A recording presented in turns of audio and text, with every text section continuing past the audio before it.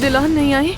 क्यों नहीं लाया उसे साथ? बदकिस्मती से अभी नहीं मिली दिलाना में। सबिया साहब, संभाले खुद को। कुछ बोलो ना, ऐसे चुप क्यों खड़े हो? कहीं कोई बुरी खबर तो नहीं लेकर आए ना तुम लोग? अब तक कुछ पता नहीं चल सका। मैं खुद जाऊंगा अपनी बहन को ढूंढने। हटो।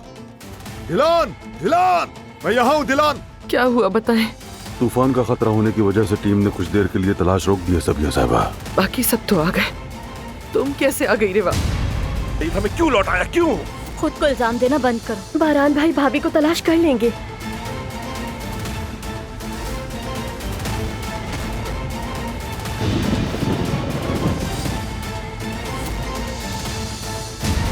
दिलान, देखो मैं आ गया। आंखें खोलो, देखो मैं आ गया। या अल्लाह रहम कर, ऐ खुदा हमारी मदद कर। मैंने दिलान को ढूंढ लिया है, वो ठीक है, एक हट में बना ली है। तूफान अभी जारी है। बारान भाई ने भाभी को ढूंढ लिया है। दिलान मिल गई है। तुम हमें नहीं छोड़ोगे, जरूर ढूंढ निकालोगे। दिलान, दिलान।